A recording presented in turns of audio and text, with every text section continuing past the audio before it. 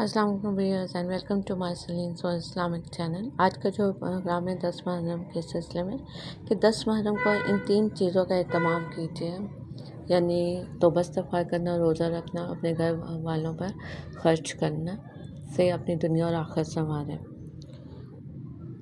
10 توبہ استغفار کا اہتمام کیجیے۔ نبی کریم صلی اللہ علیہ وسلم نے فرمایا، محرم اللہ تعالیٰ کا مہینہ ہے، اس میں ایک دن 10 محرم ایسا ہے جس میں اللہ تعالیٰ نے ایک قوم بنی اسرائیل کی توبہ قبول فرمائی تھی، اور اس دن اللہ تعالیٰ دوسری قوموں کی توبہ بھی قبول فرمائے گا۔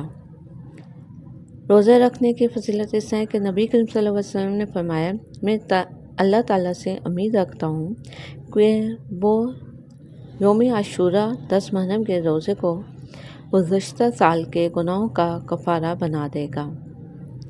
اسی طرح ہے کہ اہل و عیال پر فراغ دلی سے خرچ کرنا۔ نبی کریم صلی اللہ علیہ وسلم نے فرمایا، جو شخص عاشوراء یعنی 10 محرم کے دن اپنے اہل و عیال پر فراغ دلی سے خرچ کرے گا، اللہ تعالیٰ اس کے رزق میں سال بھر کی کشادگی عطا فرمائے گا۔